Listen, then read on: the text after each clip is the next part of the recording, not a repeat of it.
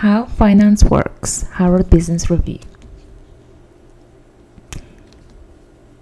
Guides to the World of Finance. Throughout the book, we will rely on 5 individuals who bring their insights and experiences from the real world to accompany the book's conceptual framework. I've chosen them to provide multiple perspectives on the financial ecosystem developed in Chapter 3.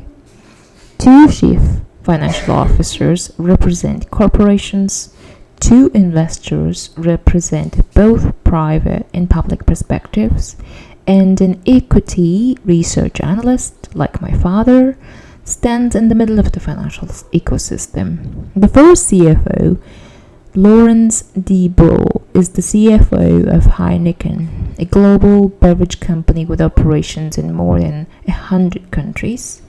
De Brough went to business school in France, joined an investment bank, and then decided to move to the corporate side.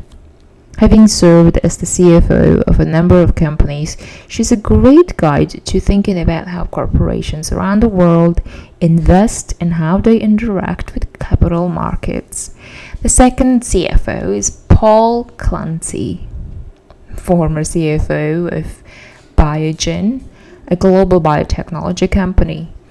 Clancy spent a number of years at PepsiCo before becoming a CFO at Biogen. He provides a particularly valuable perspective on how to think about funding innovation and R&D activities. The first investor is Alan Jones for Morgan Stanley, the global head of private equity for the investment bank. Jones and his team find undervalued companies and try to buy them on behalf of clients. The second investor protagonist is Jeremy Mindich, a co-founder of Scopia Capital. Mindich began as a journalist but realized that his ability to dig deep into companies would help him succeed in finance as well. After working for various hedge funds, he co-founded Scopia Capital, now a multi-billion-dollar hedge fund in New York. As a hedge fund manager, Mindich is constantly evaluating companies, determining whether they are under or overvalued. The 2 investors will explain how they assess companies, value them, and subsequently try to create value with their investments. The 5th expert is Alberto Moll, formerly of Bernstein, an equity research analysis firm. Moll interacts regularly with companies by talking to CFOs and CEOs and providing recommendations to investors. He will show how analysts examine companies, figure out what's going on inside them, and determine their value. In effect, serving as a bridge between the corporations represented by De Brough and Clancy and the investors represented by Jones and Mindich. Together, they will ground our insights in the real world and help you understand how to use these lessons in practice. The implications for practice will also be featured in brief real-world perspectives throughout the book and extended case studies called Ideas in Action that conclude the chapters. Reflections are occasional questions that relate to the ideas in the chapter, and every chapter ends with questions that cover all the relevant material. So, let's start with a little game. Chapter 1. Financial Analysis. Using ratios to analyze performance, all while playing a game.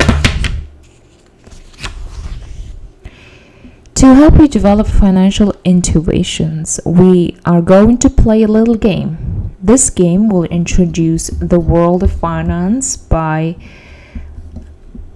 creating an understanding of how to use numbers to evaluate performance. The critical process of financial analysis.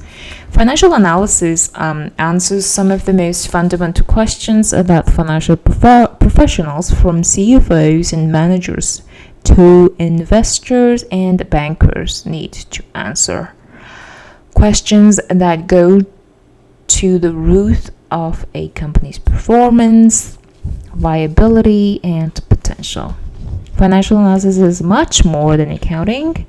In this chapter, we won't go through the mechanics of accounting, e.g. debits and credits, but rather develop intuition around financial ratios that use accounting. In using ratios during this game, you will understand that by comparing numbers in a common way, you can develop intuition for the source of performance. How safe is it to lend to a company? How financially rewarding is it to be a shareholder of a company? How much value does this company provide? Each of these questions cannot be answered by looking at any one number in isolation. Ratios provide a comparison of relevant numbers in a common way, which makes sense of otherwise meaningless numbers. In the context of this game, you will identify 14 leading companies just on the basis of a series of ratios. After seeing how industries can be identified by ratios, you will use your newfound knowledge to analyze one company's performance across time and see how numbers can be used to create a narrative of the company's fortunes and failures. Let the games begin. Making sense of the numbers. Take a look at table 1/1, which is the backbone of this chapter. It provides a variety of ratios for 14 real companies in 2013 that span different industries organized by column. Notice that the companies have been anonymized by design. That constitutes the game. As you progress through this chapter, exploring the ratios, you will develop your financial intuition by matching each column of numbers to the corresponding company. Table 1/1 is roughly organized into 3 horizontal sections. The first section represents the distribution of assets owned by a company, which includes its cash holdings, equipment, and inventory. The second section shows how these companies finance those assets by either borrowing money or raising money from their owners or shareholders. The final section is a series of financial ratios that assess performance, which requires going beyond what a company owns and how they finance those purchases. Sometimes finance people seem to divide everything by everything just to confuse us. But this isn't the case. Ratios make interpretation possible because single numbers in isolation are meaningless, i.e., is $100 million of income good or bad? You can only know by comparing that figure to revenue or something else. The industries and associated companies represented are shown in Table 1/2. As you can see, these are leading companies from varied industries. There are 406 different numbers in the Table 1/1, which can be quite intimidating.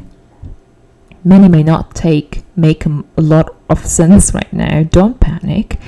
I'll quickly explain what 28 of the numbers mean. The hundreds across the rows for total assets and total liabilities and shareholders' equity represent various totals for the first 2 sections. The companies aren't the exact same size, but rather the figures are percentages that represent the distribution of assets and financing sources.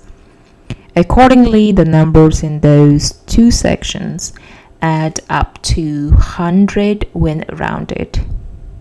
To help in your analysis, a table 1/3 provides a general representation of a balance sheet with the specific data for Starbucks, a global retail chain in 2017. The assets side, or the left side of the balance sheet, seen in table 1/3 in brackets B, enumerates what Starbucks owns, and the liabilities and shareholders' equity side, or the right side, outlines how those assets are financed. On your personal balance sheet, your clothes, washing machine, television, automobile, or home are your assets. Any debt you might have is a liability, and the rest is your shareholders' equity. Shareholders' equity and net worth are interchangeable terms. We'll use shareholders' equity in what follows. To assess performance from the ratios in the third section, we will draw on income statements which reflect the ongoing operations of a firm. Table 1/4 provides a general representation of an income statement with the specific data for Starbucks in 2017. Income statements show how a company realizes net profit after taking into account all its revenues and costs, much as you might consider your salary as revenue and your costs like food, housing, and so on, before you can figure out what you may be able to save. Much of finance involves looking at a bunch of numbers and coming up with interesting things to say about them. Knowing a little about the ratios in table 1/1, what do you think about those numbers? You may be curious why some are so different from others. If so, excellent. The beginning of much financial analysis consists of looking at a series of numbers and thinking they are interesting. The best first step when looking at a sea of numbers is to look for extreme numbers and then create a story about these numbers. Before we figure out which company is which, let's go through each section and identify some of the more extreme numbers. We will then explain what the numbers represent. Assets. Because companies invest in assets in order to fulfill their mission, it is critical to develop an intuitive understanding of assets. In some sense, assets are the company itself. Häagen-Dazs, for example, owns the ice cream it's going to sell, the factories to make that ice cream, and the trucks to deliver it. Assets are no more complicated than that. As seen in table 1/5, assets are ordered by the degree to which they can be changed into cash. Assets that can easily be changed into cash are called current assets, and they appear at the top. What numbers strike you as particularly interesting in each row of table 1/5? Cash and marketable securities. Starting with the first row of table 1/5, notice that companies F and G have more than half of their assets in cash and marketable securities. That should strike you as strange. Why would any company hold so much cash? This is a deep question in finance. Today's companies hold more cash than ever. In aggregate, $2 to $3 trillion for US companies alone. As one example, Apple holds more than $250 billion in cash. We'll return to this question in more detail later, but large cash holdings can generally be understood as an insurance policy during uncertain times, B, a war chest for making future acquisitions, or C, a manifestation of the absence of investment opportunities. Given the foregone interest, it is unwise for companies to hold cash alone, so they invest much of the cash in government securities that can quickly be turned into cash, so-called marketable securities. Since marketable securities can be quickly converted into cash, they are often combined with cash in balance sheets.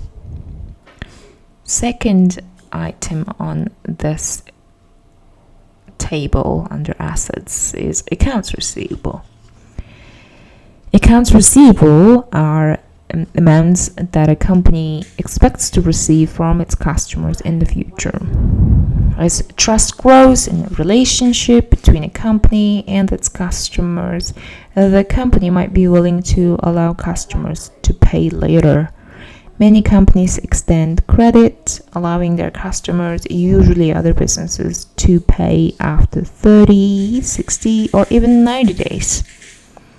One company, N, has the majority of its assets and receivables. Why do you think that is? Why would companies B, H, and I have such few receivables? Reflections.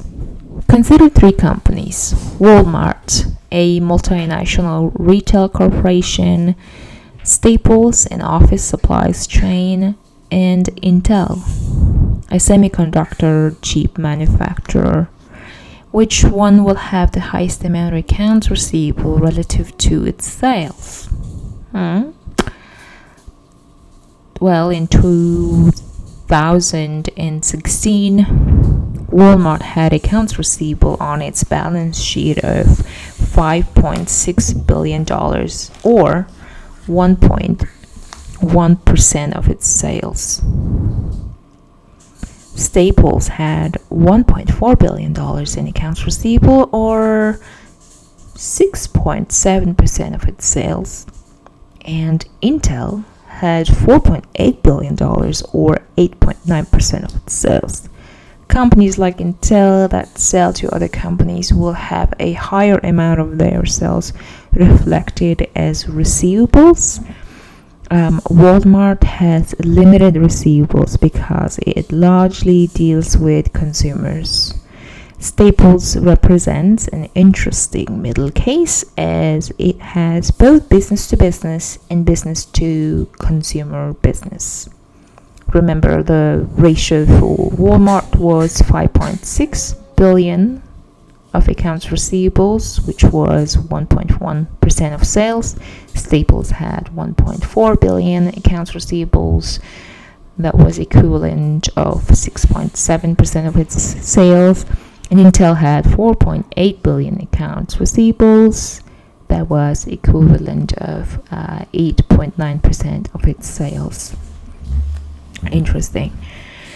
Next item is inventories. Inventories are the goods or the inputs that become those goods that a company intends to sell. Inventories include raw materials, products that are being finished, and final goods. Haagen-Dazs's inventories include all the ice cream it produces and the associated chocolate, dulce de leche, and coffee beans needed to make its ice cream. So all of these are inventories for Haagen-Dazs. Notice that some companies like E, G, M, and N don't have inventories. Well, how could a company have nothing to sell? The answer is, and that's going to be the first clue for the overall exercise, that those companies likely provide services, not products. like physical products like ice cream. Think of a law firm, an advertising firm, or a medical practice. They don't have physical goods they sell, so they are service providers. The next item on the asset is property, plant, and equipment. I mostly call this PP&E. Is the term for the tangible long-term assets that a company uses to produce or distribute its product. This can include its headquarters, factories, machines in those factories, and stores. For example, a utility might have large hydroelectric dams, and retail stores may have many outlets as part of their PP&E. Notice that companies I, L, and M have a large shares in this category, higher than 60% of its assets are in PP&E. Which industries would those be? Other assets. In addition to the large amounts of cash for some companies, there are some companies like Company D with large amounts in other assets, which is more than 50% of its total assets. Indeed, the rising importance of both cash and other assets are two dominant trends in finance. But what does other mean? Other assets can mean many things, but are likely to be intangible assets. Things you can't put your hands on, but are valuable nonetheless. Things like patents and brands. The one twist to this is that accountants don't assign value to intangible assets unless they know those values precisely. So, for example, Coca-Cola has a very valuable brand, maybe the most valuable thing it owns. But it really doesn't know exactly how valuable its brand is, so accountants ignore it. That's the accounting principle of conservatism. The idea that we should ignore something just because we don't know its precise value is also something that makes many people in finance distrust accounting. When a company buys another company, many intangible assets that couldn't previously be valued precisely now have a value according to accounting, because someone actually paid for it as part of an acquisition. This leads to one particularly important component of other assets, which is goodwill. When a company acquires another company for more than the value of its assets on their balance sheet, that difference is typically recorded on the acquiring company's balance sheet as goodwill. I repeat again, when a company acquires another company for more than the value of its assets on their balance sheet, the difference is typically recorded on the acquiring company's balance sheet as goodwill. As a consequence, companies with lots of other assets and goodwill are likely those that have bought other companies with many intangible assets that were previously unrecorded because of conservatism. Reflections. Microsoft spent $26.2 billion in 2016 to acquire LinkedIn, which had assets with a book value of $7 billion. The $19.2 billion Microsoft paid above the book value will show up on Microsoft's balance sheet as other assets, including goodwill. What did Microsoft pay for that was worth that additional $19.2 billion? As one example, Microsoft could benefit from LinkedIn's information on its almost $500 million users at the time to optimize its marketing of enterprise solutions and productivity products. The value of the data on LinkedIn's users never showed up on its balance sheet because of the difficulty in valuing it. But by purchasing LinkedIn, Microsoft made that value manifest. Liabilities and shareholders' equity. The second section, liabilities and shareholders' equity, provides information on how companies finance themselves. See Table 1/6. Essentially, there are only two sources of finance for purchasing assets: lenders and owners. Liabilities represent those amounts financed by lenders to whom the company owes amounts. Shareholders' equity or net worth corresponds to the funds that shareholders provide.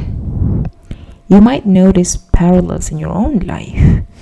Your debts, like those of credit cards, mortgages, car loans, and student loans, have helped you finance your assets, like house, a car, and most important, your very valuable human capital. The difference between your assets and liabilities is your shareholders' equity or net worth. As you will see in Table 1/6, the patterns of financing are different across all the companies and industries. Company G, for example, uses a lot of shareholder equity as a source of financing. Others, like Company N, use very little. That mix of financing is referred to as capital structure, a topic we will return to in Chapter 4. Liabilities are ordered by the length of time companies have to repay them, and liabilities that need to be paid back soon are labeled current. Accounts payable and notes payable. Accounts payable represent amounts due to others, often over a short time, and typically to the company's suppliers. One company's accounts payable frequently correspond to another company's accounts receivable. Company A owes a large amount of money to its suppliers. Why would that be? Well, one possibility is that Company A is in financial trouble and can't pay its suppliers. Another possibility is that it willfully takes a long time to pay its suppliers, which explanation is more plausible. Sometimes firms may have notes payable, a short-term financial obligation. You will notice that Company N is the only one that heavily uses notes payable. Company N also has far more receivables than the other companies, making it look altogether strange. Which company do you think would look so distinctive? Reflections. Previously, we considered the accounts receivable positions of Walmart, Staples, and Intel. For each company, think about which customer might owe them money. In other words, which companies have accounts payable that correspond to the accounts receivables for these three companies. Intel's the simplest example. It sells its chips to manufacturers of electronics with computing ability. So Lenovo or Dell would be its customers. So Intel's accounts receivable correspond to the accounts payable of Lenovo or Dell. Accrued items. Accrued items broadly represent amounts due to others for activities already delivered. One example is salaries. A balance sheet may be produced in the middle of a pay period, and the company may owe salaries that have not been paid yet. That's called an example of an accrued item. Long-term debt. As we move from short-term liabilities to long-term liabilities in table 1/6, we encounter debt for the first time. Unlike the other liabilities, debt is distinctive because it has an explicit interest rate. You have likely encountered debt in your life. For example, students borrow money and then in doing so take on debt to pay for college, just as homeowners borrow to buy homes. In table 1/6, you will see that some of the companies borrow a fair amount. 30% to 40% of their assets have been financed with debt. Preferred and common stock. Shareholders' equity represents an ownership claim with variable returns. In effect, the owners get all residual cash from the business after costs and liabilities. Debt has a fixed return and no ownership claim, but it gets paid first before equity holders in the event of a bankruptcy. Equity holders have a variable return and an ownership claim, but can be left with nothing if a company goes bankrupt. Typically, shareholders' equity, net worth, owner's equity, and common stock are all effectively synonymous. Shareholders' equity isn't only the amount originally invested in a company by the owners. As a company earns net profits, those profits can be paid out as dividends or reinvested in the company. These retained earnings are a component of shareholders' equity because it's as if the owners received a dividend and reinvested it in the company, just as they did when they originally invested in the company. Only one company, which is Company B, has preferred stock. And why is that? For that matter, what is that? How could one type of owner be preferred? Preferred stock is often called a hybrid instrument because it combines elements of both debt and equity claims. Like debt, a preferred dividend can be fixed and paid before common stock dividends, but like equity, preferred stock is associated with ownership and is paid after debt in the event of a bankruptcy. Preferred stock is unsurprisingly preferred. When the world goes bad, preferred stakeholders get paid before common stockholders, and when things go well, they get benefit from the upside, unlike debt holders as shareholders. Why would a company issue such a security? Imagine a company that has hit hard times and faces a risky future. Would you want to invest in a common stock if failure was a real possibility? And would you want to lend to it and only get a fixed return that might not correspond to the riskiness of the business? The unique attributes of preferred stock can allow a company to finance itself during precarious times. Reflections.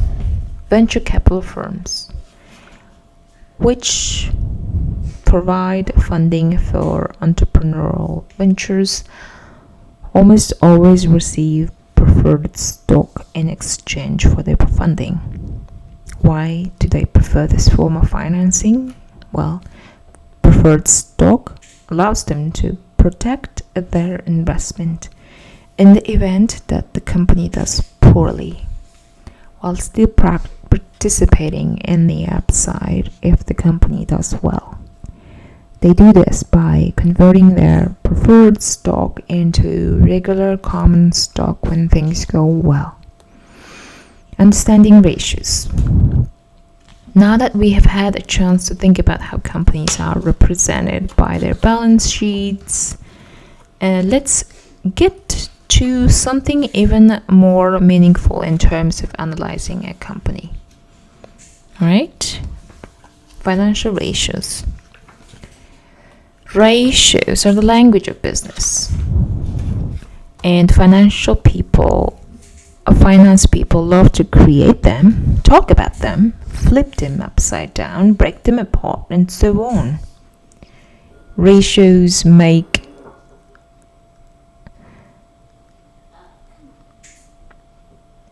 numbers meaningful by providing comparability across companies and through time. For example, Coca-Cola's net profit for 2016 was $7.3 billion. Is that a lot of money for the company? It is hard to tell without context. Alternatively, knowing that Coca-Cola's net profit was 16% of its revenue, net profit divided by revenue, that is much more helpful. Likewise, knowing that Coca-Cola has $64 billion in liabilities may not mean very much. Knowing that 71% of its assets are financed with liabilities tells us a lot more about that company. You can also compare those ratios to other companies' ratios and to previous performance. Broadly speaking, the ratios in Table 1/7 deal with 4 questions. First, how is the company doing in terms of generating profits? Second, how efficient or productive is the company? Third, how does it finance itself? And the final question revolves around liquidity, which refers to the ability of a company to generate cash quickly. If all your assets are in real estate, you are illiquid. If all your wealth is in your checking account, you are highly liquid. Liquidity. Most companies go bankrupt because they run out of cash. Liquidity ratios measure this risk by emphasizing the company's ability to meet short-term obligations with assets that can quickly be converted into cash. Suppliers like to see high liquidity ratios because they want to ensure that their customers can pay them. For shareholders, greater liquidity creates a trade-off. Yes, they want to ensure that the company doesn't go bankrupt, but highly liquid assets like cash, marketable securities may not provide much of a return. The current ratio. Current assets divided by current liabilities. The current ratio asks a question on behalf of a company's suppliers. Will this company be able to pay its suppliers if it needs to close? Will its current assets be sufficient to pay off its current liabilities, including those owed to its suppliers? This ratio is a key way to think about if a supplier should extend credit to a company, and if a company will be able to survive the next 6 or 12 months. Next ratio is a quick ratio, which is current assets minus inventory and divided by current liabilities. Reflections at this point. Now let's think about 3 different companies. Rio Tinto Group, a Global Mining and Metals Corporation, Nucor Corporation, a mini mill steel producer, and Burberry, a luxury fashion house. For each, which ratio would you prefer to see? The quick ratio or the current ratio? This question hinges on which company you think has the riskiest inventory. In many ways, Burberry is likely to have the riskiest inventory because there is no spot market available for it to liquidate its inventory. If it makes a stylistic mistake on a new product, it may find it impossible to sell that inventory, even at a discount. By contrast, Rio Tinto and Nucor, to a lesser degree, may be more able to dispose of their inventory quickly because they deal in materials that have a spot market. The quick ratio resembles the current ratio but excludes inventories from the numerator. Why make a big deal out of inventories? You might think inventories are about operations, but to finance people, inventories represent risk that needs to be financed. And inventory can be very, very risky. Think about BlackBerry, which competed in the smartphone market where products quickly grow obsolete. In 2013, the company released the Z10 late and was forced to declare that $1 billion of inventory was in fact worth zero.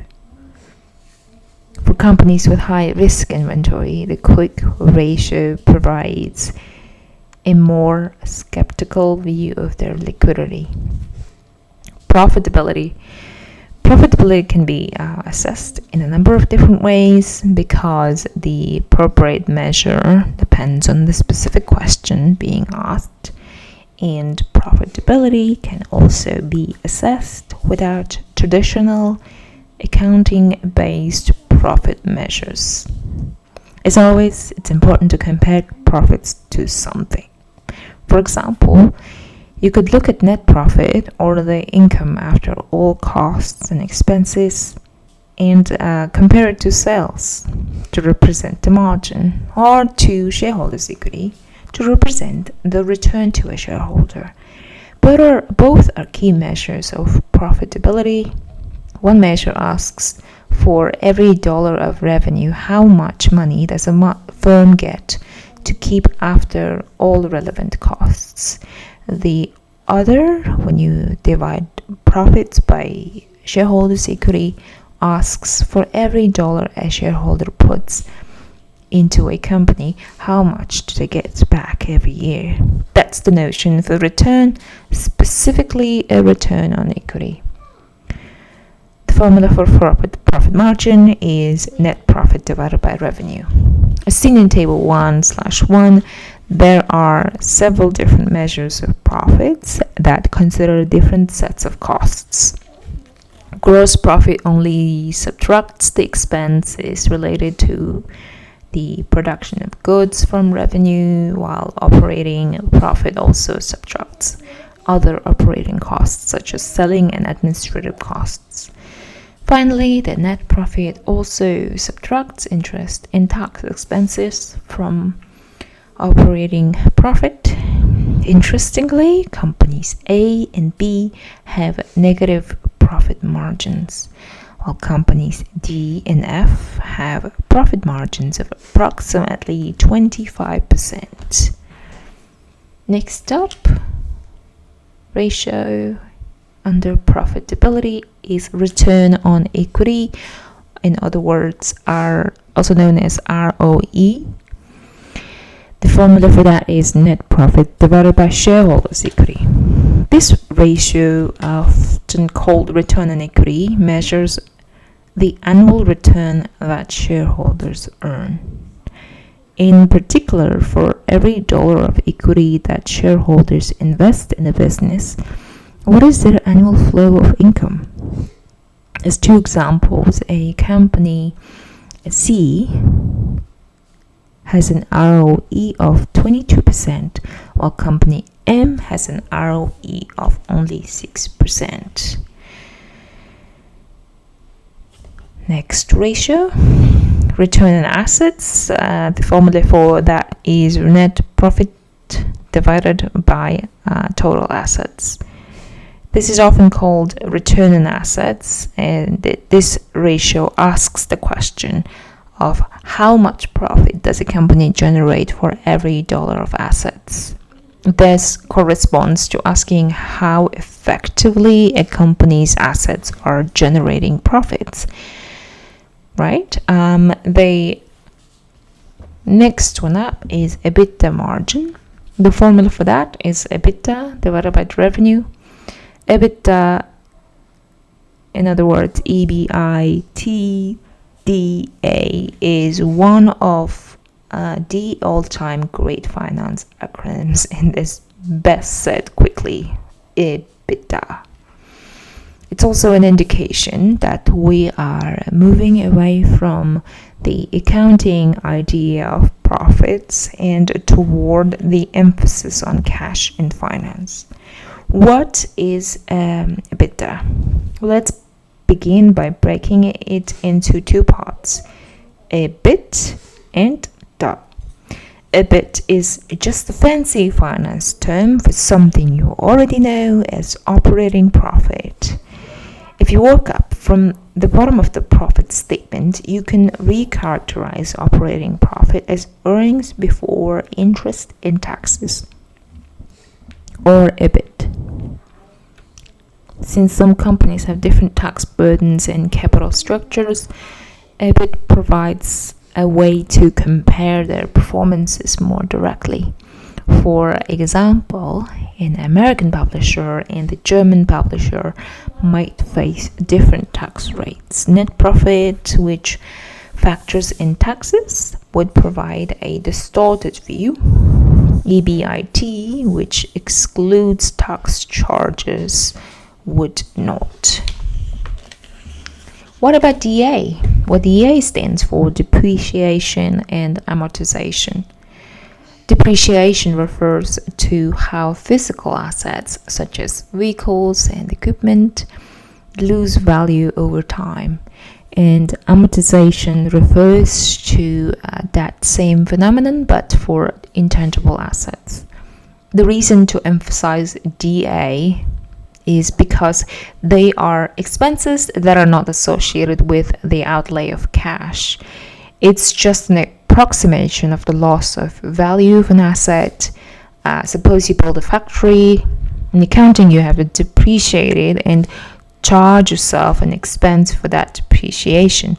But in finance, we emphasize cash, and there was no cash outlay, so EBITDA, or earnings before interest, taxes, depreciation, and amortization, is a measure of the cash generated by operations. Because DA was subtracted to arrive at EBIT, DA needs to be added back to get to EBITDA. As we will see in Chapter 2, the emphasis on cash is a linchpin of the finance perspective. One example I will develop more fully later. Amazon has little profitability but significant EBITDA. Among the companies in Table 1/7, it's notable that Company D generates a remarkable amount of cash, 45%, or 45 cents for every dollar of revenue. Well, similarly, Company L has a reasonable profit margin of 9%, but a whopping EBITDA margin of 28%. And why would that be, right? Financing and leverage. Leverage is one of the most powerful concepts in finance, and it corresponds roughly to our previous discussions of financing choices and capital structure. You may have friends in finance who get weepy-eyed when they talk about leverage. Empires have been built and destroyed because of leverage, and then you will see why. Why is it called leverage? Well, the easiest way to understand the power of leverage is to recall the power of a lever in an engineering context. Imagine a big rock that you can't possibly move by yourself, right?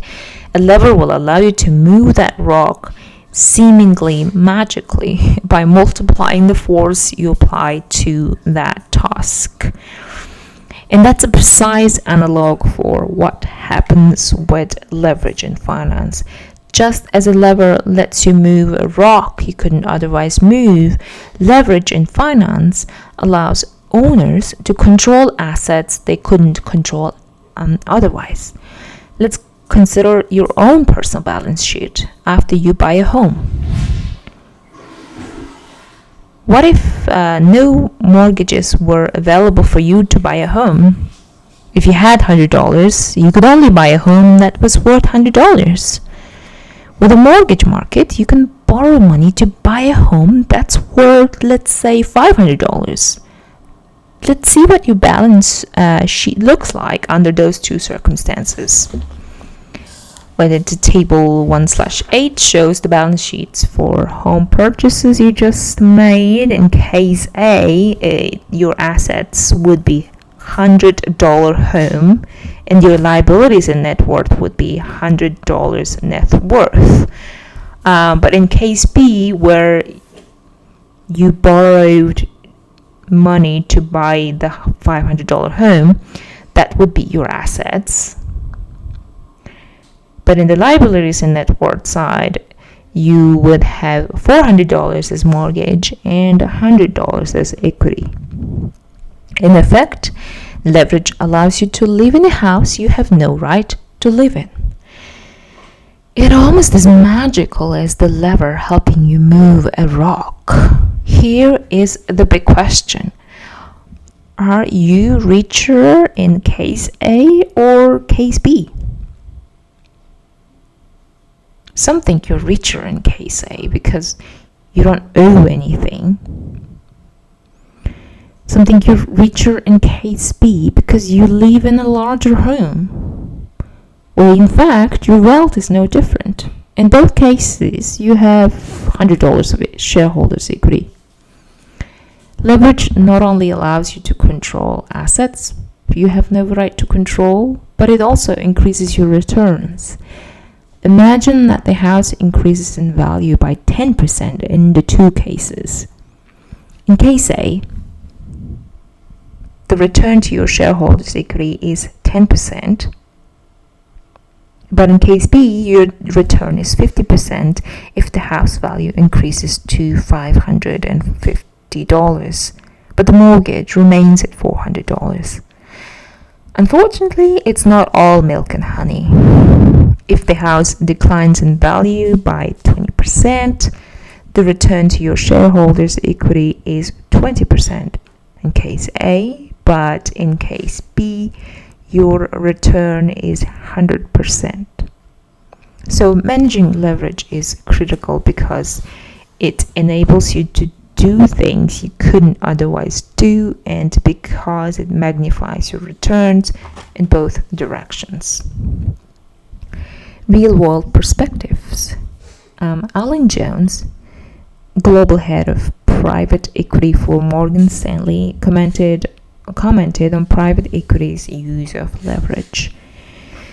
The home mortgage analogy is really quite apt. Say we are buying a company that's worth $100, we can buy that company outright with either $100 of equity or with $70 of debt that we borrow from someone else and $30 of our own capital. If the value of that asset doubles during our ownership, in the first instance, our return is that incremental $100, or about 100% return over whatever time we have held it. But if we bought that same asset using $70 of other people's money, i.e. debt, we've got equity that's now worth $130 versus the $30 that we originally invested. So instead of just doubling our money, we've gotten a return of more than 4 times on our money. As a result, people are attracted to get as much of other people's money as they can. The next ratio is called debt to assets, which the formula is total debt divided by total assets. This is a ratio of total debt to total assets, and it measures the proportion of all assets financed by debt. It provides a balance sheet perspective on leverage.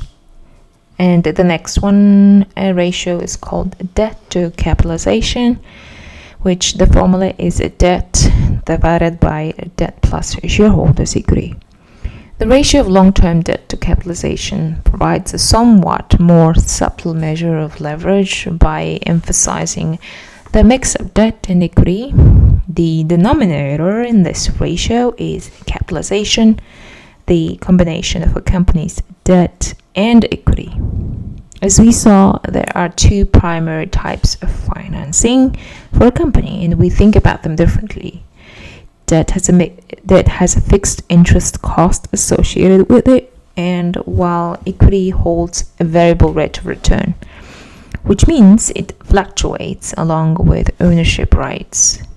This ratio tracks what proportion of a company's financing comes from debt, and therefore diverts attention from liabilities that are part of operations. Assets to shareholders' equity, that is our next ratio, and the formula is assets divided by shareholders' equity.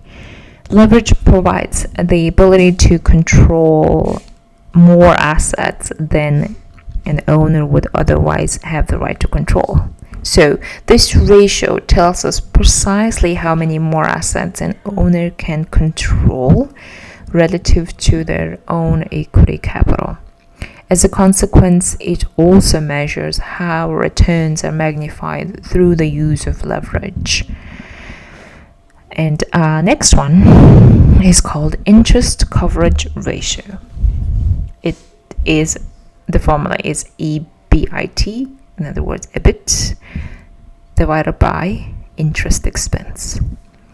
The 3 previous measures were constructed from balance sheets, but the critical question is often the degree to which a company can make its interest payments. The ratio of EBIT to interest expense measures a company's ability to fund interest payments from its operations, and it uses only data from the income statement. As one example, a ratio of 1 indicates that a company is just able to make its interest payments with its current operations. In your own life, consider the comparison between your monthly income and any mortgage payments as an analogous measure. A hybrid measure using elements from both the income statement and the balance sheet. Debt divided by EBITDA is a way to combine information from the balance sheet and the income statement. Reflections. Over the past 2 decades, pharmaceutical companies have been slowly increasing their leverage. For example, in 2001, Merck had a debt-to-equity ratio of 0.553. Pfizer's was 1.14. In 2016, Merck's debt-to-equity ratio was 1.28. Pfizer's was 1.58. What was going on in this industry to cause such a shift? Well, one possible explanation for this change is that pharmaceutical companies are generating more stable cash flows that can service larger debt amounts. Larger pharmaceutical companies increasingly purchase promising technologies from biotechnology companies rather than undertaking the risky process of developing new treatments and medicines themselves. As a result, large pharmaceutical companies' overall risk has decreased, and lenders have been more willing to extend credit to them. Private equity companies sometimes use debt in transactions known as LBOs, which means leveraged buyouts, to purchase companies. In these transactions, the company borrows to buy out many shareholders, leaving it much more highly levered than previously. Well, what sorts of industries would you expect to be the targets of LBOs? In short, companies with stable business models and committed customers are good candidates for LBOs. If the business has stable cash flows, it is able to sustain higher leverage in a more secure way than companies with very risky technologies. Classic LBO targets include tobacco companies, gaming companies, and utilities because of their committed customers and predictable demand with little threat of substitution. As one example, a ratio of 1 indicates that a company is just able to make its interest payments with its current operations. In your own life, consider the comparison between your monthly income and any mortgage payments as an analogous measure. A hybrid measure using elements from both the income statement and the balance sheet is a way to combine information from the balance sheet and the income statement. Next up, we're gonna be reading the productivity or efficiency ratios. Productivity is a very popular buzzword, but what does it mean from a finance perspective? Well, in short, increases in productivity mean you can squeeze more from less. More narrowly, productivity ratios measure how well a company utilizes its assets to produce output. Over the long run, increases in productivity are the most important contributor to economic growth. One of the first ratio under the productivity efficiency is called asset turnover. Revenue divided by total assets. This ratio measures how effectively a company is using its assets to generate revenue. This is a critical measure of a company's productivity. Next one is called inventory turnover, the formula for which is cost of goods sold divided by inventory. Inventory turnover measures how many times a company turns over or sells all its inventory in a given year. The higher the number, the more effectively the company is managing its inventory as it sells products. Because inventory is essentially a risky asset that needs to be financed. A higher inventory turnover is financially valuable. We can use this turnover number to get another measure of inventory management, which is days of inventory, which you can get by dividing the number of days in a year, calendar year, 365, by inventory turnover ratio you just found in the previous formula. It provides the average number of days a piece of inventory is kept inside a company before it is sold. Take a look at company C in table 1/1. It turns over its inventory more than 30 times a year, which corresponds to keeping inventory around for slightly more than 10 days. In contrast, company B has an inventory turnover of only 4 times a year, which means that inventory is sticking around for almost 100 days.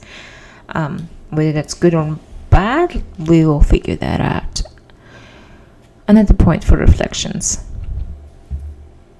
The effect of information technology over the past several decades is an important example of productivity increases. For example, retailers and wholesalers, and Walmart in particular, contributed significantly to the aggregate productivity gains of the 1990s in the United States.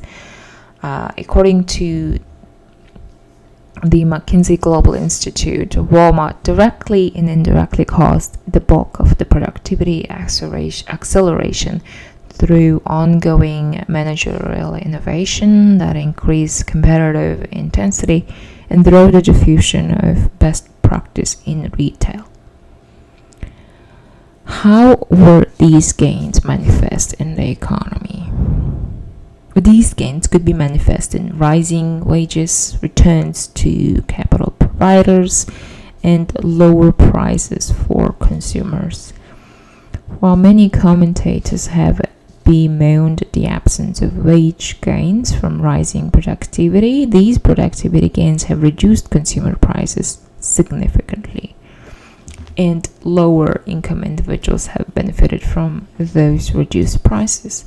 So productivity gains may not have reduced income inequality, but they did reduce consumption inequality, which in my perspective is interesting, because wouldn't you want to reduce income inequality rather than promoting consumption?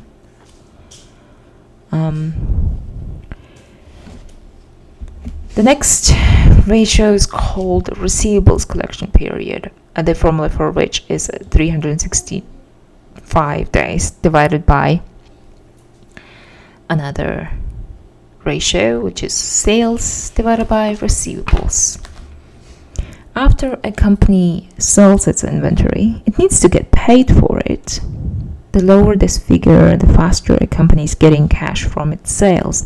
As you can see, company N looks pretty strange.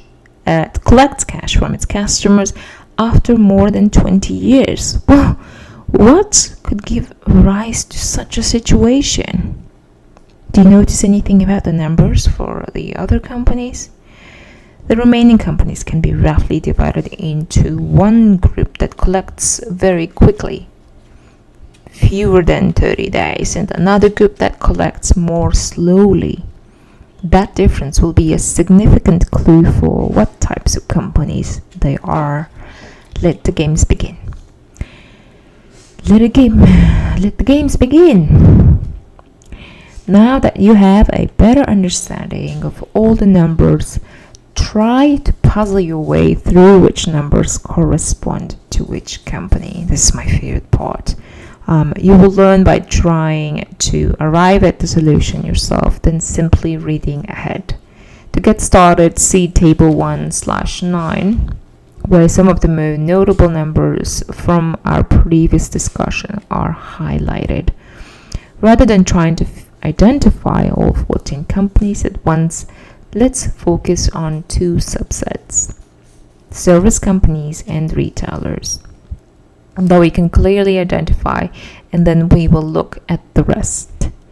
Service companies. Looking at the ratios, service companies are relatively easy to spot since they provide services rather than tangible goods. They don't hold inventories, which points to companies E, G, M, and N. So which four companies can we match to E, G, M, and N? Two of the companies have service in their name: the parcel delivery service, which is UPS, and the social networking service, which is Facebook. What about the other two? Well, banks are service providers, and so are airlines. So the other two companies are Southwest Airlines and Citigroup. The airline is somewhat tricky because you might have thought that those planes and spare parts are inventory, but the airline's primary line of business doesn't involve selling planes or spare parts. They transport people. And that's clearly a service with no notion of inventory. Let's try to figure out which column in table 1/10 corresponds to which company by beginning with some low-hanging fruit. Company N, the outlier. Well, which company owns receivables that take a long time to collect, and a large fraction of their financing comes from notes payable? Who could expect to collect from customers in 20 years on average? Well, the answer is a bank. Banks are difficult to relate to because the balance sheets are mirrors of our own. The loans that you consider your liabilities are a bank's assets. So the mortgage from the housing example is an asset for a bank. And the deposit that you consider your assets are the bank's liabilities, its notes payable. Citigroup has the highest amount of leverage in the group, a characteristic that is true of the banking industry in general. What is it like to run a bank? Well, banks run a spread business where they charge you more for loans than they give you on their deposits. In the process, they take your short-term capital, which are deposits, and then transform it into long-term capital, called loans, for the economy. That transformation of short-term capital into long-term capital is why we value banks so greatly and why they sometimes fail. The mismatch between the bank's assets and liabilities combines with high leverage to create little margin for error. Nearly every financial crisis begins with questions about asset quality, which lead to outflows of deposits, which must be funded with rapid sales of loans by the banks, which lead to declining loan prices, which lead to an uncontrollable cycle that can result in their destruction. Capital-intensive service providers. Well, how can we distinguish between the remaining three companies? And companies E and M have much more property, plant, and equipment than the other companies, including company G. Southwest Airlines and UPS are fundamentally transportation companies, and they both own planes and a lot of equipment. Take a look at the numbers to see how they differ in other respects. See companies E and M in table 1/10. One of the most significant differences between these two companies is that company M gets paid in 7 days on average, which likely means it sells mostly to individuals. In contrast, company E takes considerably longer to collect, which would suggest that it's much more likely to be selling to other businesses. Southwest Airlines sells to people like you and me, and we pay immediately.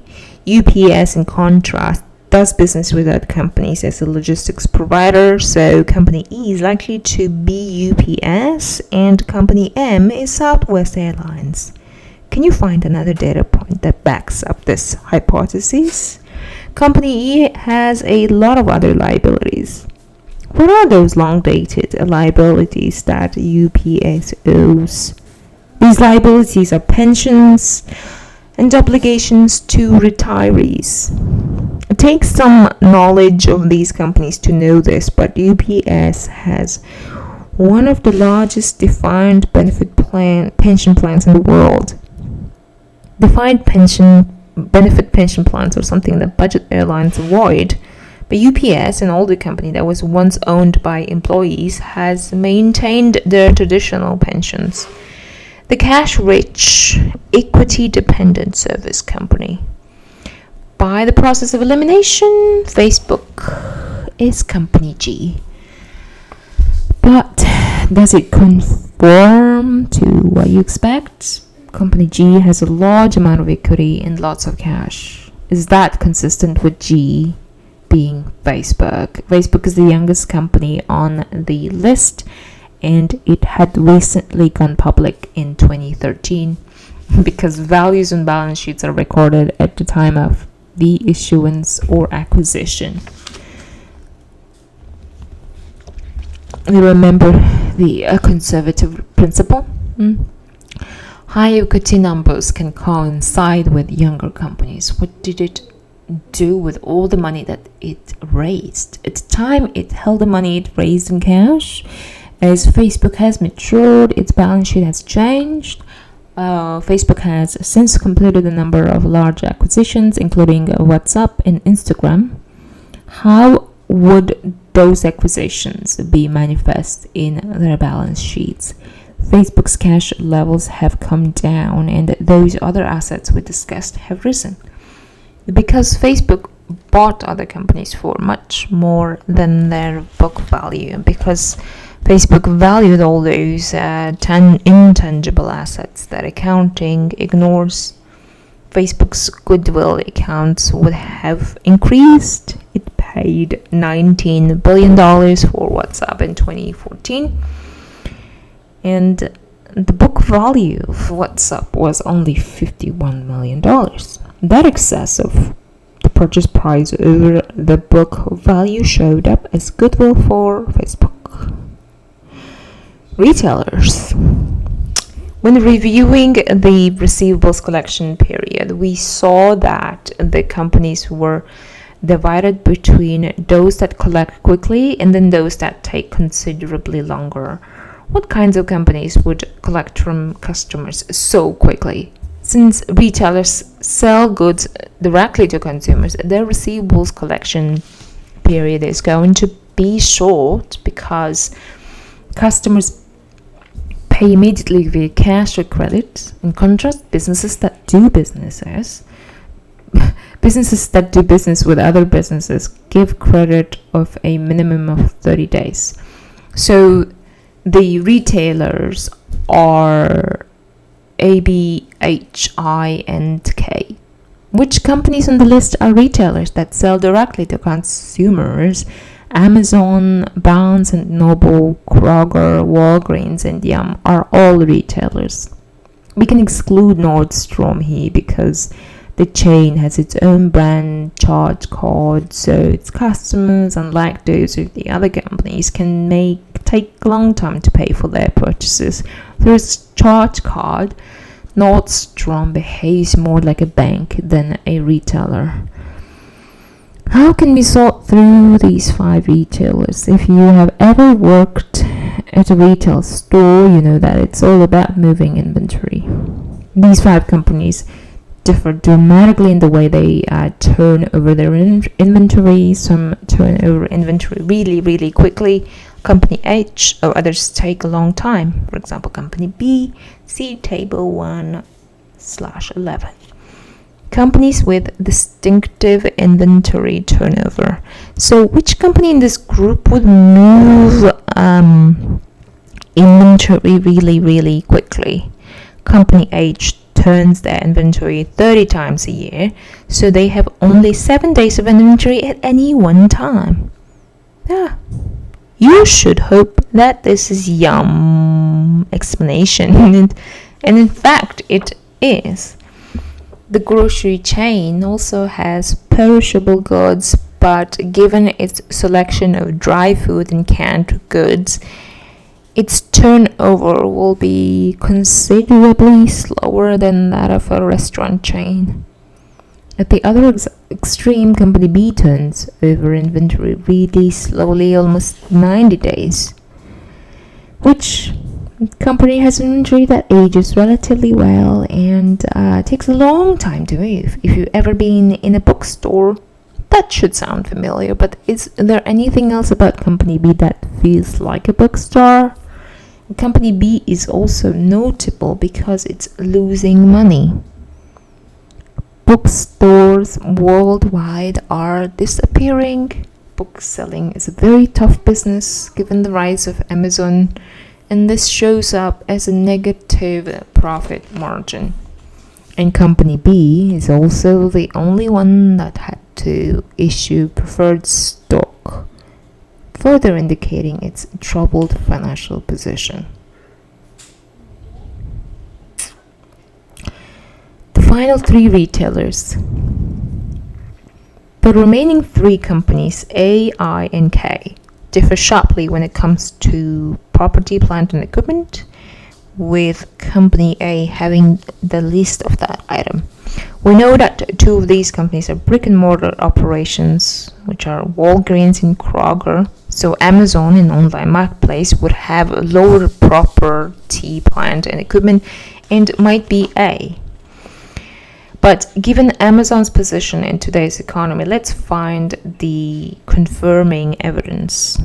What else is distinctive about Company A that might coincide with what we think about Amazon? First, Company A wasn't making any money. If you followed Amazon, you know that it's notorious for not making any profits. We'll explore Amazon further in Chapter 2. The second piece of confirmatory evidence is that Company A has a large amount of payables, which could mean that it's in trouble or that it is granted credit easily by suppliers because of its size. Given the amount of cash that Company A has, we know they are not in financial trouble. So Company A looks like Amazon with its strong position in the marketplace and its power over its suppliers. That leaves us with two more, the retail drug chain and the grocer for I and K. One big difference is that Company I has considerably more property, plant, and equipment than Company K. Think about the last time you were in a grocery store or a drugstore, which had a lot more equipment. In the grocery business, managing the cold chain is really expensive. So the one with more equipment, I, is probably the grocery store. But let's look for more clues. Company I also collects more quickly than Company K. Further evidence that it's the grocer, because grocery stores are more likely to get immediate payments. A significant fraction of drugstore revenues may come from insurance companies, which would mean drugstores would become a bit like a B2B firm.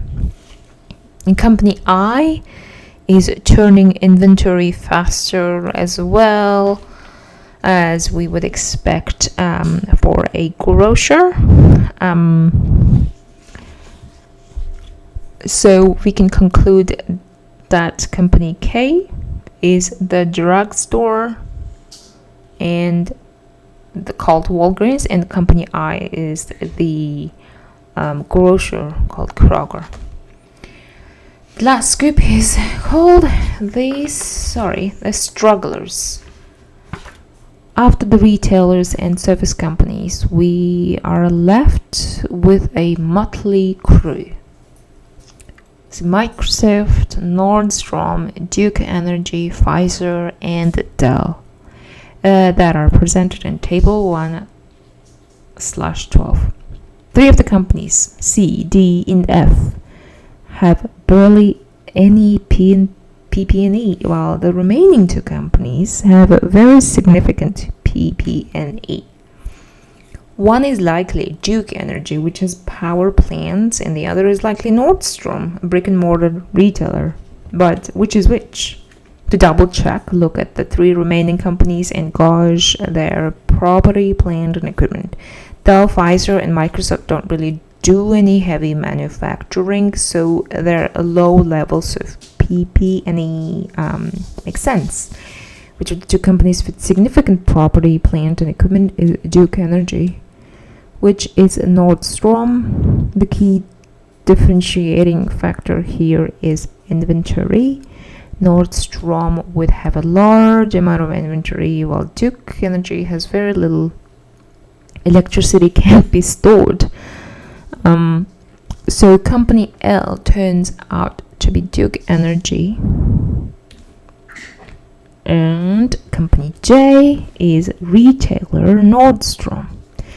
Also, the big EBITDA margin for company L means that it's generating a large amount of depreciation and amortization.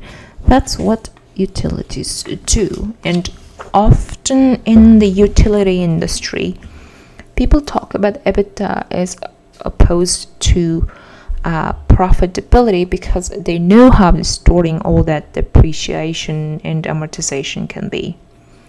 Of the last three, Dell, Microsoft, and Pfizer, notice that company C has a really low profit margin, and companies D and F have really astounding profit margins greater than 20% and EBITDA margins greater than 40%.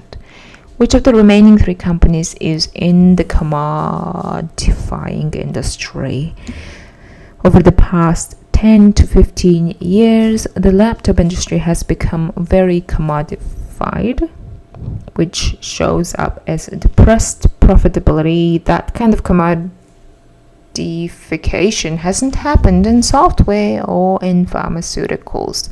Also, company C holds on to inventory for only slightly more than 10 days, which matches Dell's just-in-time business model.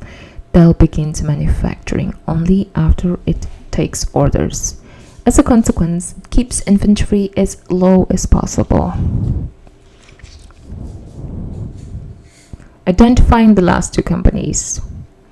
The two companies left look very much alike, which makes this last step the hardest. One important difference is that company D has a lot of other assets, which means it's probably in an intangible, capital-intensive industry that has been consolidating. If you follow the pharmaceutical industry, you probably suspect that company D is Pfizer. Pfizer has had a long string of acquisitions from Pharmacia to Viet to Hospira as the entire industry has consolidated. So company D is Pfizer and company F is Microsoft. Another piece of confirmatory evidence can help us nail this down. You will see that company D has considerably more other liabilities than company F. That too is consistent with D being Pfizer, as it has an old style pension plan, while Microsoft is a much younger company, has a defined contribution pension plan. Finally, you may know that Microsoft holds large cash balances, which corresponds to company F. With others, that was a really tough game, but if you review these ratios and the underlying logic, you will have a great foundation for understanding the rest of the book. The most important ratio. After going through all these numbers, is it possible to think of any one number as the most important number of all? Which of those many ratios is the most important for managers to focus on? Well, the question is controversial, but many financial analysts focus on the return on equity, since that number measures the returns to owners who are arguably the ultimate bosses within a company. Because ROE is a widely used measure, it's important to understand the factors that contribute to an ROE. The DuPont framework, a method of analyzing a company's financial health, originated by the DuPont Corporation in the early part of the 20th century, provides a useful way to understand the levels of ROE. The DuPont framework breaks ROE algebraically onto three ingredients: profitability, productivity, and leverage. Profitability, the first important contributor to ROE, is how profitable a company is. That goes back to the notion of profit margin. For every dollar of revenue, how much does it earn in net profit? Productivity. Being profitable is important, but an ROE can be bolstered by productivity as well. To measure a company's productivity, you use the asset turnover ratio, which measures how efficiently a company can use its assets to generate sales. Leverage, as we saw, leverage can magnify returns. It's also an important contributor to ROE. In this setting, we can measure leverage by dividing a company's assets by its shareholders' equity. This simple formula allows you to discover the sources of a high ROE. Like all other measurements, ROE is imperfect, and two problems stand out. First, because it includes the effects of leverage, it doesn't purely measure operational performance. That's why some people prefer a return on capital, which compares a bit to a firm's capitalization, debt plus equity. Second, as we will see later, it doesn't correspond to the cash generating capability of a business. The DuPont framework in action. But let's test our newfound financial intuition by looking at 10 very different companies to see how their determinants of ROE differ. See the table 1/13.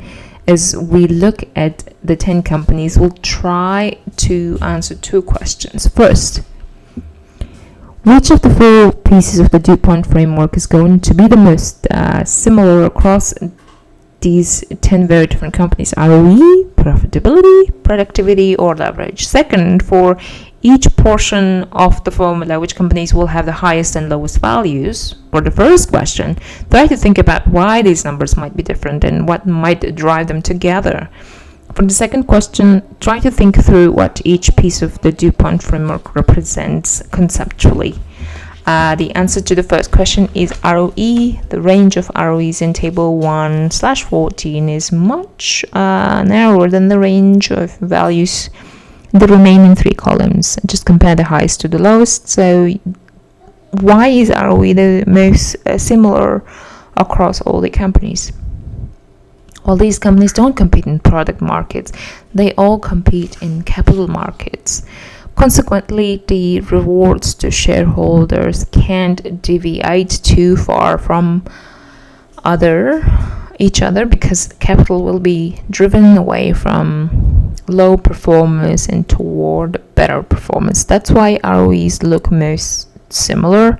Should all the ROEs look the same? No, because of the relationship between return and risk. We'll do much more on this in chapter 4. If shareholders bear more risk, they're going to demand a higher return. So capital markets and the competition across companies drive returns to shareholders together, and risk drives them apart. Let's examine some of the highs and lows of different columns, starting with profitability. Profitability for Food Lion is quite low, 2.7%. For Intel, it's remarkably high. Why? Well, while you might be tempted to attribute these gaps to different levels of competition, the reality is that all these companies operate in a competitive world. In fact, profitability measures a company's value addition and varies with the amount of that value addition. Food retailers just don't add much value, so even the very best food retailers get margins of only 4%. In contrast, think about Intel. It takes sand and makes it into computers. That's real value added. So profitability is going to reflect that underlying process of value addition. Why is Food Lion the highest on asset turnover? What's it like to run a grocery store? It doesn't make money on every box of cereal sold.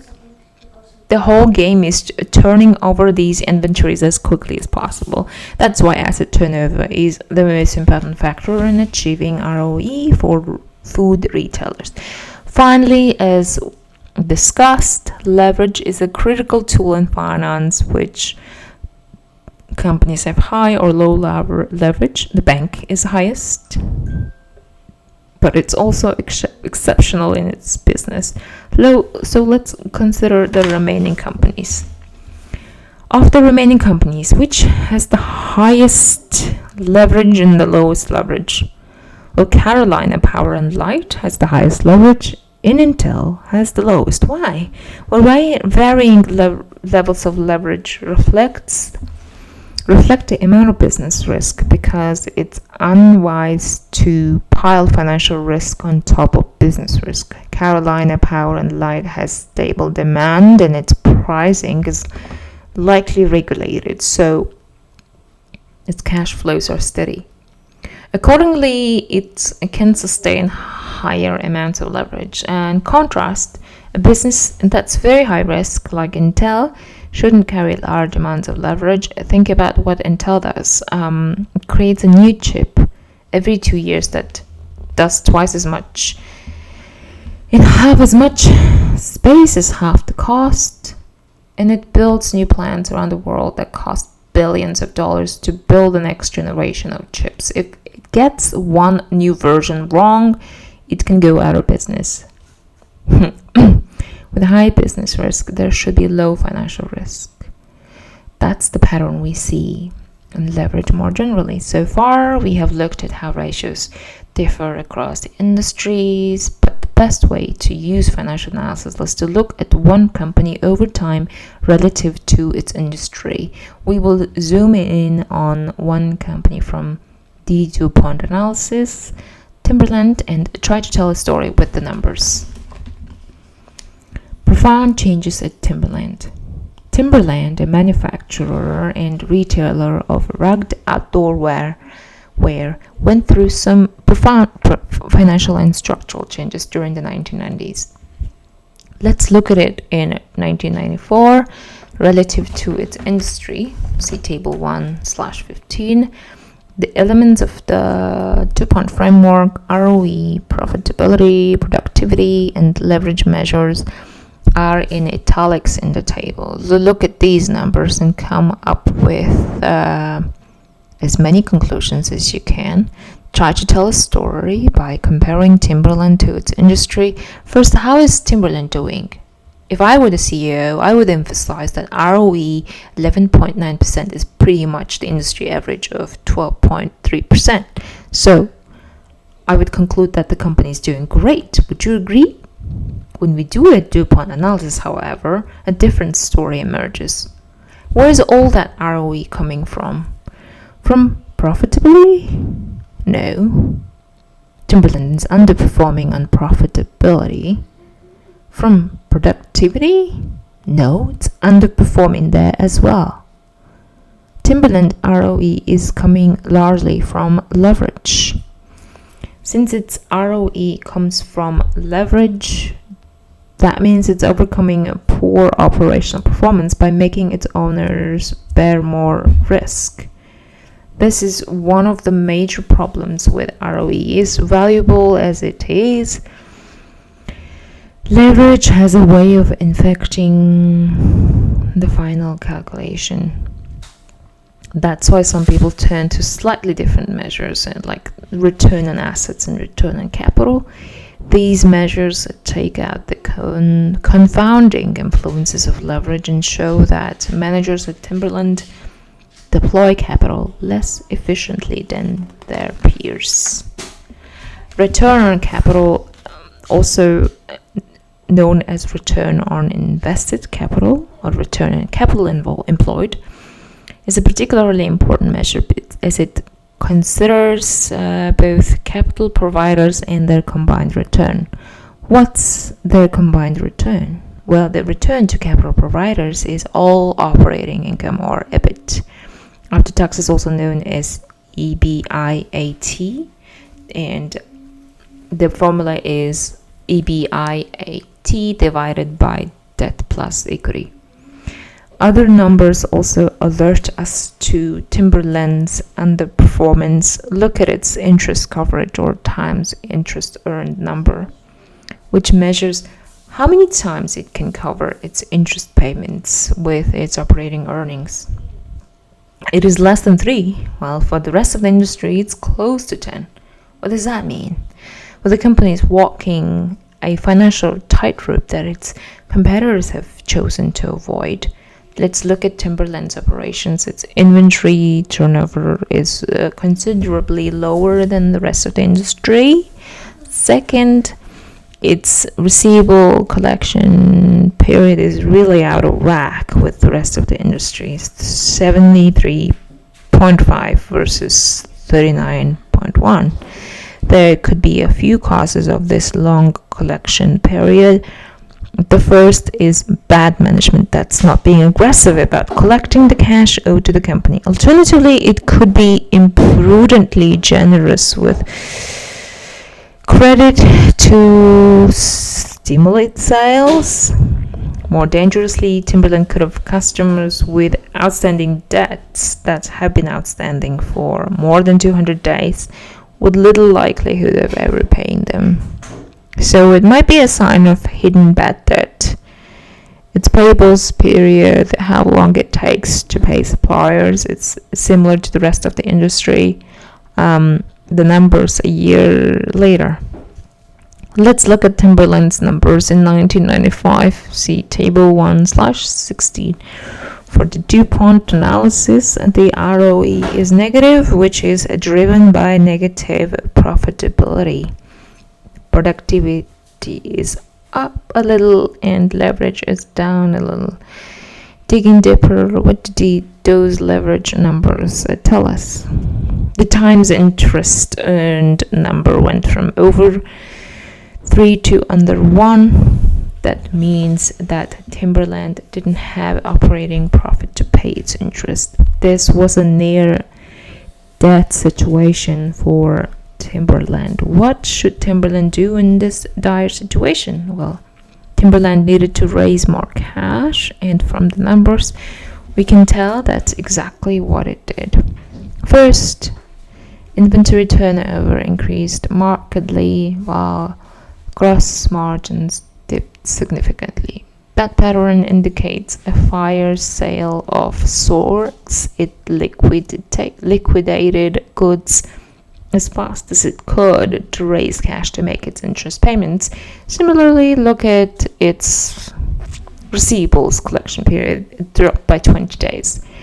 That didn't happen accidentally. Another way to raise cash is to contact the customers that owe money and ask them for, say, 0.80 on the dollar. In short, the company needed the cash and was willing to make deals because it needed to raise cash to make interest payments. The final piece of working capital, in addition to inventory and receivables, is Timberland's payables, which were in good shape the previous year. Now it's paying its suppliers more quickly, which may seem odd for a company that's strapped for cash, but the shrinking payables period was most likely directed by its suppliers who, given Timberland's financial situation, were unlikely to extend credit. Instead, they may have demanded cash on delivery. The effects of working capital on cash will be a major theme in chapter 2. The numbers from 1994 to 1998. Now, look at the numbers for the next few years. It looks like things stabilized, turned around remarkably. In 1996, Timberland's profitability was still slightly lower than the industry average, but its productivity was improving and its leverage was coming down. Timberland was moving more inventory and not by cutting prices. If anything, its gross margin indicates that it was getting pricing power just as it was moving more goods. In 1997, things were even better.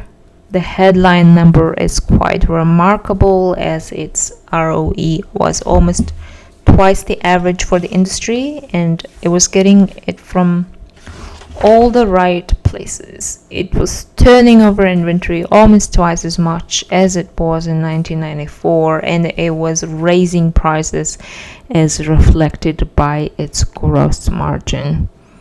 The upward trend continued in 1998. Timberland was still achieving ROEs that were twice the industry average, but now the ROE was coming entirely from exactly the right places. ROE was not coming from leverage or productivity, it was coming from profitability. So what happened that that experience prompted move away from family management and toward professional management. That change accompanied Timberland becoming the chosen brand for hip-hop artists, which led to the remarkable turnaround in financial performance. What did you learn from this exercise? You can use this financial ratios and numbers to tell a story about any company over time. You can play detective, create a narrative, so these numbers make some sense. The numbers are available for all kinds of public companies and are readily accessible. I encourage you to use what we just learned to analyze any of your favorite companies. Real-world perspectives. Lawrence Dibro, the CFO of Heineken, commented on the most important thing students learning finance can do. If you would have asked me 20 years ago about the most important trait for succeeding in finance, I would probably have told you to be hardworking and to be super expert and driven. That actually leads you to a certain point, but after that, it fails you. You can always be hardworking, but now, being persistent and curious are probably the two things that I consider most important. Persistence is key because you can't take the first answer as a final answer. Finance is about digging, trying to find what's behind the numbers and what's going on with the assumptions. Is the number right? And if it's not, why not? Is it showing you reality or distorting it? Numbers are very dry if you just look at them like numbers, but if you want to know the reality behind them, that's where it starts being interesting. If you're interested and curious about what other people do, then they become interested in what you want to bring. I say that again, if you're interested and curious about what other people do too, and then they become interested in what you want to bring. Quiz. Number 1.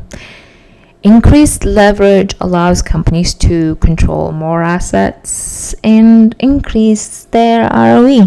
What's bad about leverage? Well, A, it reduces productivity, which can decrease overall ROE. B, leverage-based profits are not cash-based and are ignored by finance. C, leverage multiplies losses. 2, as it increases the company's risk. D, there is nothing bad about leverage. Using other people's money is a good way to increase the value of the company. Quiz number 2.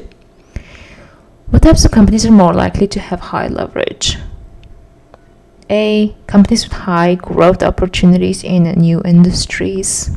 B, companies in stable, predictable industries with reliable cash flows. C, technology companies. And D, companies with low profitability. Question number 3. In 2009, Warren Buffett invested $3 billion in Dow Chemical via an issuance of preferred stock. Which of the following is not an advantage of preferred stock to the owner of the preferred stock? A, in the case of bankruptcy, preferred stockholders get paid before common stockholders. B, even when common stockholders get no dividends, preferred stockholders may get dividends. C, preferred stock is associated with ownership in the company, unlike debt. D, preferred stock dividends must be in even numbered percentages, like 2%, 4%, etc. Question number 4. Which of the following is is least likely to be listed as an asset on a balance sheet? A.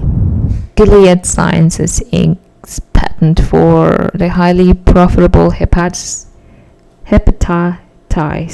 C treatment developed in-house. B. Google's corporate headquarters. C. Payments owed to Ford Motor Company by dealerships for the purchase of cars. D. The $42 billion in Facebook's bank accounts at year-end 2017. Question number 5. Which of the following companies is most likely to have the highest inventory turnover? Subway, A fast food restaurant company. B. Books A Million, a bookstore chain. C. Whole Foods, a grocery store. B. British Airways, an airline. Question number 6. Which ratio is a distinguishing feature of retail companies? A. High ROE. B. Low receivables collection period. C. High inventory turnover. And D. High total debt, total assets. Question number 7.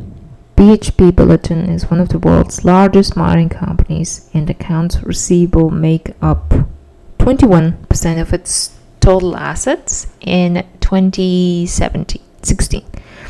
Which of the following companies is most likely to owe BHP Billiton money as part of BHP Billiton's accounts receivable?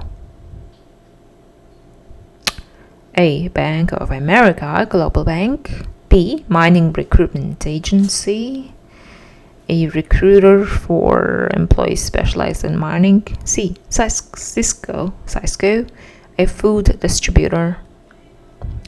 D. United States Steel Corporation, steel manufacturer. Question number 8.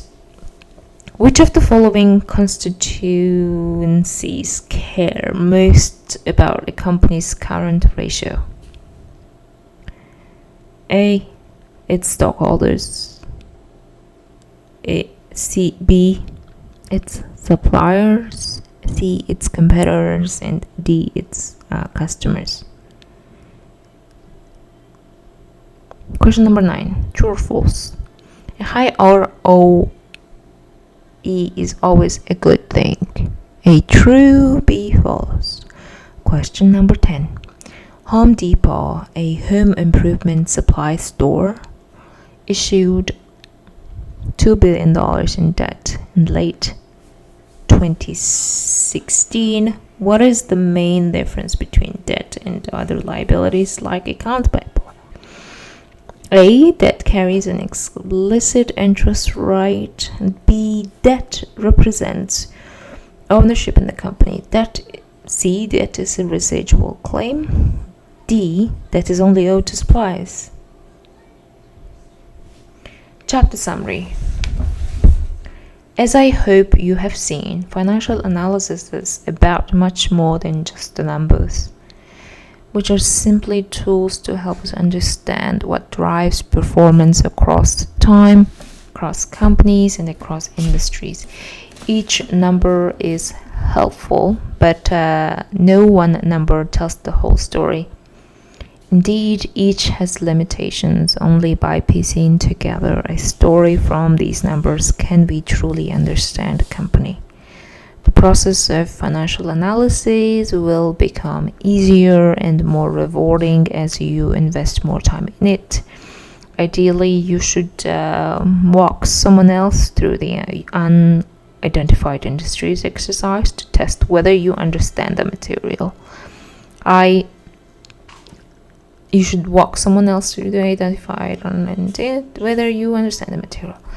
I hope you feel that you have built a solid foundation of financial literacy. Much of it is very intuitive and involves telling a story with numbers. Next, we're going to think deeply about cash and why the future matters more than the past. or present. If you can, try to use some of the tools from this chapter to look at your own company's or any company's financials. Thank you. See you for chapter 2.